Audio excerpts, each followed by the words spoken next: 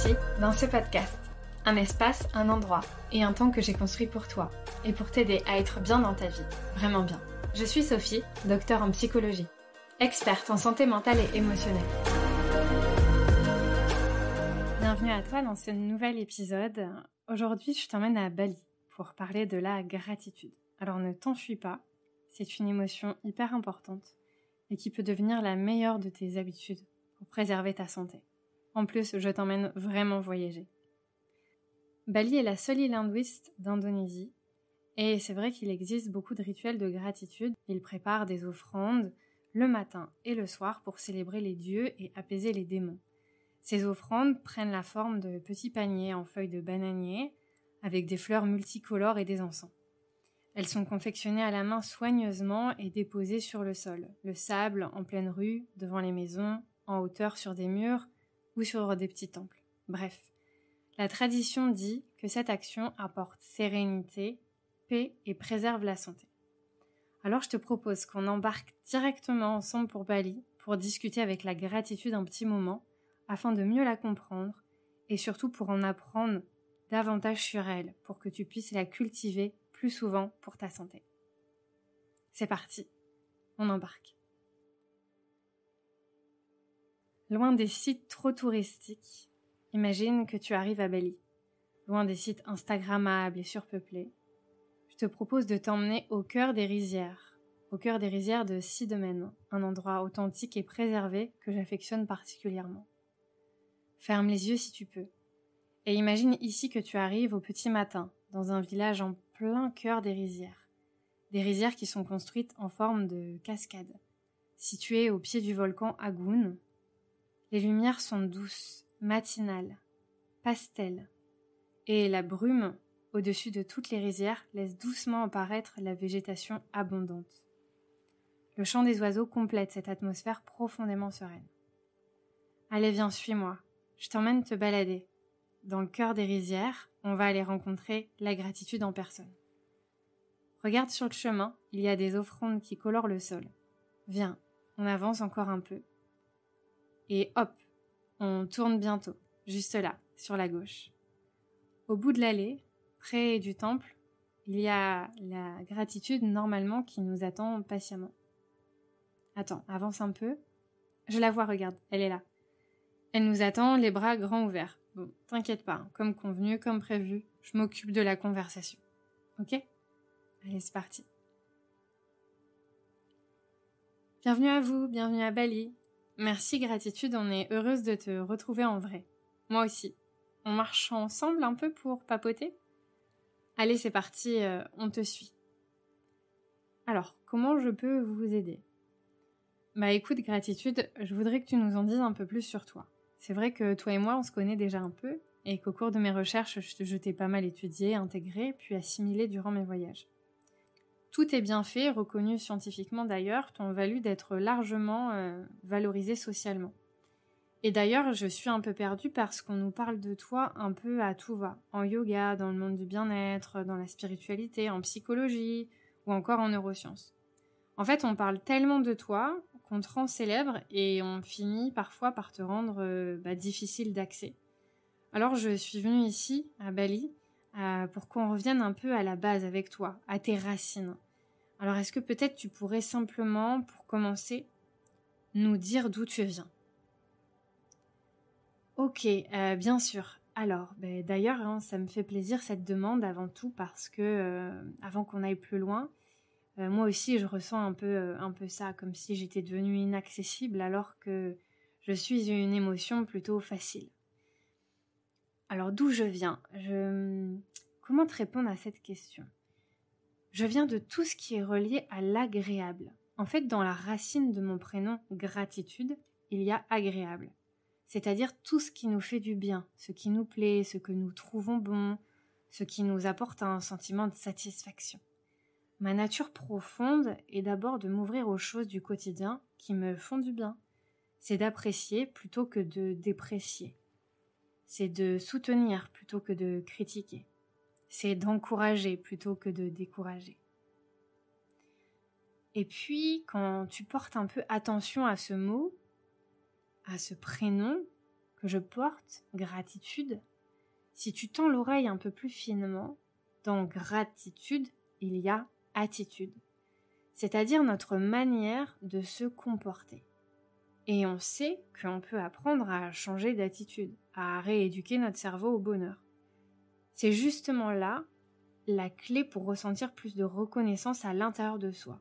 Ce truc, tu sais, qui vient profondément du cœur.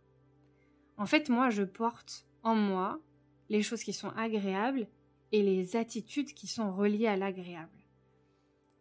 En fait, je suis une attitude, si tu veux, qui se cultive pour vivre avec plus de douceur, plus de quiétude, plus de bonheur. Je suis là pour ressentir un sentiment de reconnaissance, mais aussi d'affection pour tous les petits riens, comme pour les événements plus importants. Je suis là pour ressentir et surtout pour continuer d'aimer les gens, les choses. D'accord. Mais en fait, gratitude, je comprends tout ça, mais comme il a été montré scientifiquement que tu préservais notre santé et que tu améliorais aussi nos relations sociales, c'est un peu devenu à la mode de montrer qu'on te côtoie, et encore plus notamment dans le monde du yoga, de la spiritualité. En fait, tu es devenu tellement super célèbre, comme je te disais, que ça incite chacun à se responsabiliser de sa capacité à être reconnaissant. Mais des fois, tu es devenue tellement célèbre et tellement importante, vu que tu fais autant de bien, qu'en fait, on ne sait pas comment facilement accéder à toi. Et du coup, je voudrais te parler de ça, en fait. Je voudrais que tu me donnes un peu des clés pour comprendre comment on peut y arriver plus facilement. Je vois, hein, et pour tout te dire, Sophie, je ressens aussi complètement tout ça. Alors, c'est vrai qu'il y a un engouement autour de moi parce que je suis quelqu'un qui fait profondément du bien. Quand tu t'appelles gratitude, tu as pour rôle de reconnaître tout ce qui fait ou tout ce qui apporte du bien, que ce soit pour toi ou pour les autres. Du coup, ça me fait une sacrée responsabilité, et même pour ceux qui essaient de me ressentir, ça leur met un peu parfois la pression ou même une responsabilité. Alors qu'en réalité, j'apporte beaucoup de légèreté dans nos relations sociales. Et je pense d'ailleurs que c'est là ma mission fondamentale, être reconnaissant pour alléger nos relations sociales. C'est dingue ce que tu dis, gratitude, parce que, tu vois, pour l'équilibre et la santé de chacun, mais aussi l'énergie de notre planète, si on pense beaucoup plus largement, tu es une ressource hyper importante. Parce que par exemple, le changement climatique, beaucoup ne se rendent pas compte de ce qu'apporte la planète et continuent de l'exploiter jusqu'à l'épuiser. Il n'y a aucune reconnaissance là-dedans. Alors que si on avait des attitudes de gratitude et de reconnaissance, on pourrait modérer et moduler nos actions et nos comportements. Et justement, en observant tout ce qui se passe par rapport au climat dernièrement, mais aussi en général dans les relations humaines, j'ai une question à te poser. Pourquoi les gens résistent à la gratitude ? Pourquoi il y a une forme de résistance à toi ? Pourquoi c'est parfois difficile pour certains de t'éprouver ? Sincèrement, hein, honnêtement. Parce que pour beaucoup d'entre nous, on baigne dans une société de consommation, d'accumulation et d'immédiateté. Aujourd'hui, il est possible d'acheter beaucoup de choses. On a tellement rapidement accès à l'information, aux réponses à nos questions grâce à notre téléphone par exemple, qu'on n'éprouve même pas de reconnaissance chaque jour de posséder un téléphone et d'avoir accès à cette information, d'avoir accès au savoir. En fait, quand les choses deviennent tellement habituelles et automatiques, on oublie en fait. On oublie que c'est facile. En fait, moi, je pense que quand on a des habitudes qui sont répétées, on oublie qu'on peut aussi, comme habitude vraiment importante, mettre en place la gratitude. Et moi, la gratitude, je suis une habitude qui te permet de te rappeler de tes habitudes et que tu as aussi de la chance et que c'est aussi important que tu reconnaisses ce que tu possèdes déjà, par exemple. Parce que dans cet environnement d'hyperconsommation, de rapidité de l'information, de l'accès à tout, en fait, ça bride un peu le sentiment de reconnaissance. En fait, moi, je me sens bridée dans ces modes de consommation. Je peux exister dans ces sociétés de consommation, je peux faire de la place, mais je peux rarement le faire sincèrement et durablement. C'est vrai ce que tu dis, gratitude, parce que dans nos sociétés occidentales, en fait, c'est pas de notre faute, mais la gratitude, toi, tu as un état émotionnel qui est assez bridé. Alors que dans d'autres civilisations, tu as un état qui est fondamental, qui est indispensable, essentiel. Mais donc, du coup, ça me fait rebondir sur quelque chose et j'ai une autre question plus concrète à te poser cette fois. Comment faire alors ? Comment faire pour soulever cette résistance ? Comment tu fais au quotidien pour être reconnaissante ? Alors, déjà, la reconnaissance, c'est un état émotionnel agréable. Moi, ça me fait du bien. Donc, je me connecte à ça tous les jours pour me rappeler ce que j'ai déjà, pour me rappeler d'accepter, d'apprécier, de me souvenir agréablement de certaines situations, mais aussi de savourer les expériences présentes et à venir. En fait, avant, j'attendais que cette reconnaissance, elle vienne de l'extérieur. Mais du coup, je nourrissais beaucoup trop d'attentes. Donc, j'arrivais pas à me développer, j'arrivais pas à grandir. J'attendais que les gens m'apportent ce truc qui me manquait. Et c'est évident que c'est important de recevoir de la reconnaissance de la part des autres. Mais le jour où j'ai appris à m'offrir cette reconnaissance de moi à moi, ça a changé beaucoup de choses. Et pas que ma relation à moi-même, parce que parfois on a l'impression que c'est être égoïste, narcissique ou se regarder le nombril. Mais non. En fait, quand j'ai appris à être reconnaissant pour ce que je m'apportais et ce que je faisais, c'était incroyable, j'ai été capable d'être plus reconnaissante envers mes proches, mon environnement, la vie en général, et ça m'a transformée. Vraiment. Et en fait, c'est vraiment important pour être reconnaissante de déjà commencer par soi. Je vois bien ce que tu dis parce que c'est ce que les scientifiques appellent justement l'orientation reconnaissance. C'est-à-dire que c'est quand on tourne nos processus attentionnels vers ce qu'on a, vers ce qu'il y a autour de nous, vers ce qu'on fait chaque jour, ce qu'on accomplit, plutôt que ce qu'on n'a pas accompli, vers ce qui fait du bien et pas ce qui fait du mal, ce qui valorise l'autre et pas ce qui l'éteint.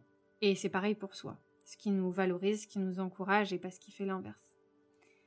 Et dans ce que tu me dis en plus, j'ai l'impression que pour éprouver de la reconnaissance en général, c'est vraiment important d'être vraiment reconnaissant envers soi en premier. Enfin, en tout cas, c'est ce que tu me dis.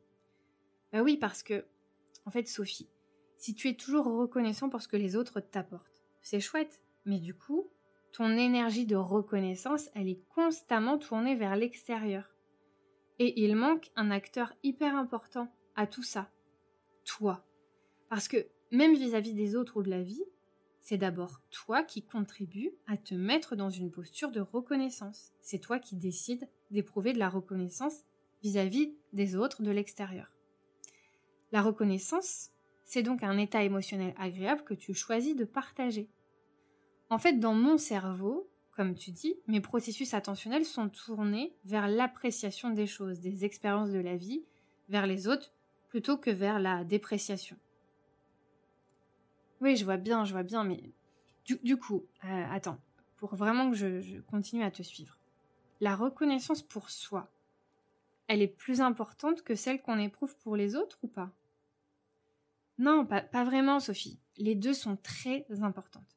C'est vraiment les deux parties qui me composent, en fait.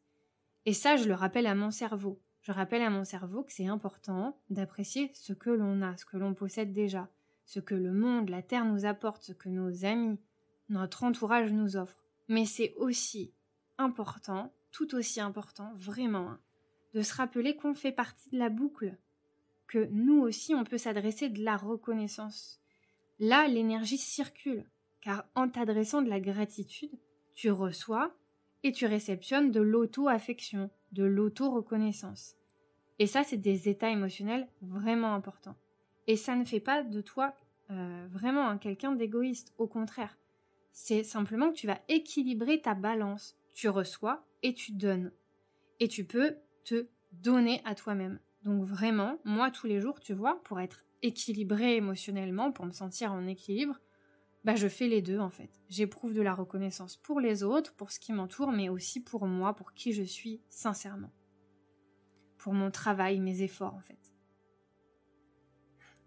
Si je comprends bien, gratitude, en fait, qui te définit profondément, c'est à la fois la reconnaissance que tu éprouves envers ton environnement, quel qu'il soit, et celle que tu éprouves en toi. C'est ça? Oui, c'est ça, tu as tout à fait compris. D'accord. Mais comment tu fais, par exemple, quand il y a quelque chose qui te déplaît, une situation que tu n'apprécies pas, parce que ça arrive, comment c'est possible d'éprouver de la gratitude ou de la reconnaissance quand on est dans des situations qui nous mettent en défaut? Enfin, là, je voudrais comprendre. Je me suis rendu compte, Sophie, qu'il était possible d'éprouver de la reconnaissance, même dans des situations inconfortables. Il est possible d'éprouver de la gratitude plutôt que de développer des inquiétudes. Les situations inconfortables m'apportent toujours des choses. Elles ont toujours des messages à me passer, un inconfort sur lequel je peux travailler. Des situations vraiment qui m'apportent des messages, comme je te dis. Alors évidemment, dans des situations très très douloureuses, c'est différent. On aura besoin de réconfort, d'autres émotions, de soutien extérieur, social. Mais comme je te dis, moi je considère que toutes les expériences et les situations ont toujours quelque chose à m'apporter. Même quand c'est pas une situation qui me plaît. Et je laisse passer, par contre, dans d'autres situations, ça peut arriver, quand c'est des situations vraiment, vraiment inconfortables ou qui me manquent de respect ou autre, je décide de laisser passer ces situations. Et je me concentre sur mes besoins fondamentaux pour aller bien. Parce que je travaille aussi beaucoup avec le lâcher-prise et la bienveillance. Mais bon, on aura l'occasion d'en reparler la prochaine fois. D'accord, gratitude. Bon, ça fait déjà beaucoup de choses. Je te remercie pour ces réponses. Ça m'apporte déjà pas mal de choses et je pense que je vais les diffuser autour de moi pour que le message circule et que l'énergie circule, comme tu dis si bien. Donc, je te remercie vraiment, sincèrement, pour tout ça. Je t'en prie, Sophie, avec plaisir, mais qu'est-ce que tu as appris, d'ailleurs, toi, sur moi depuis notre dernière rencontre? Parce qu'on s'était rencontrés, justement, ici à Bali. Et je me souviens que tu t'interrogeais sur pourquoi les gens avaient du mal à être heureux sur la durée. Est-ce que tu as trouvé des réponses depuis? Alors, oui. Alors, je continue toujours mes recherches, mais pour compléter mes réponses, ce que je peux te dire déjà, c'est que j'ai compris, pour être heureux dans la durée, que tu étais, toi la gratitude, comme un super pouvoir qu'on pouvait installer pour plus de bonheur durable. Et c'est aussi pour ça que j'avais envie de te voir. Et qu'est-ce que je peux te dire? Par exemple, pour prendre un exemple, au début d'une relation amoureuse, la plupart d'entre nous, on est joyeux, reconnaissant pour ce qui nous arrive, pour cette attirance, pour cette expérience, cette insouciance, pour ce qu'on ressent, ces sentiments, pour ce qui s'allume à l'intérieur, pour ce bonheur. On se sent profondément chanceux d'être heureux. On est reconnaissant pour ce cœur qui s'emballe jusqu'à temps que la routine s'installe. En fait, quelque temps après, beaucoup d'entre nous se retrouvent un jour lassés, déprimés, voire énervés contre l'autre. En réalité, c'est juste qu'on est nombreux à s'habituer et à oublier. Et la gratitude, toi, tu es la clé pour faire durer le bonheur, pour transformer notre routine en jours plus heureux. D'ailleurs, pour terminer, pour te remercier, j'avais griffonné quelques phrases aujourd'hui pour justement te partager ma reconnaissance d'être là aujourd'hui avec moi. Et je voudrais te les partager si tu es d'accord. Oui, avec plaisir, je t'écoute. La gratitude, c'est une attitude qu'on peut transformer en habitude. La gratitude, c'est continuer d'apprécier, d'aimer, d'estimer, de désirer, d'éprouver de la joie dans tout ce qu'on a déjà. C'est utiliser son cœur pour faire perdurer le bonheur. C'est apprendre à se remercier soi pleinement, à remercier l'autre pour tout ce qu'il nous apporte. La gratitude nous offre le rappel, et ce rappel nous donne des ailes. Tu vas peut-être avoir du mal à me croire, mais je t'assure que toi, la gratitude, tu es un super pouvoir. La gratitude éveille, émerveille, elle capture l'amour et le sème chaque jour pour qu'il grandisse et s'épanouisse encore davantage autour de nous. La gratitude est bien plus que de la reconnaissance ou de l'amabilité. Pour être reconnaissant, il faut vraiment avoir du cran. On résiste souvent à la gratitude car il faut sortir du quotidien auquel on s'agrippe, sortir du rang, faire un pas de côté et surtout décider de faire équipe avec soi, avec l'autre et avec les autres. Il y a dans la gratitude du courage, de l'étonnement permanent, de l'émerveillement, de la créativité dans chaque journée. Parce que la gratitude, elle préserve les sentiments d'hier, elle allume et rallume le cœur, elle nous recharge d'amour pour le reste de nos jours. Et puis surtout, elle nous libère des reproches et nous rapproche de nos proches. La gratitude se passe de mots, elle est dans les yeux, elle est remplie de gestes, de caresses, de regards, même si parfois ils arrivent avec un peu de retard. La gratitude est un délice pour quelqu'un qui nous rend un service, et c'est aussi un très bon choix quand ce quelqu'un, c'est soi. Voilà ce que je voulais te dire, gratitude. Tout simplement, avec mes mots à moi.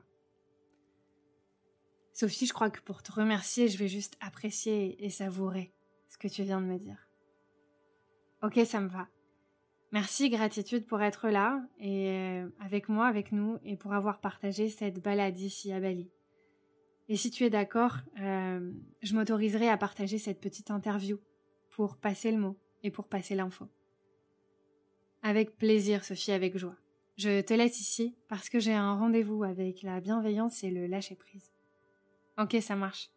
Merci à toi pour cet échange précieux et heureux, et à très bientôt.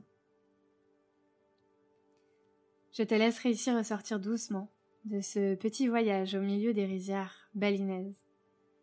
N'hésite pas à réécouter certains passages du podcast, à prendre des notes, à noter ce qui te fait du bien, et si tu éprouves de la reconnaissance pour ce que tu viens d'écouter et d'entendre, n'hésite pas à ton tour à partager cet épisode. Je te remercie. À très vite. Si l'aventure te dit, retrouve-moi donc sur Instagram sous le nom de Dr Sophie et abonne-toi. Il y a toujours une petite phrase sympa sous mes posts pour toi. Et puis ça me donne un peu de force. Et pour plus d'accompagnement et d'infos, rendez-vous sur mon site internet et ma chaîne YouTube. Les liens se trouvent dans la description de ce podcast.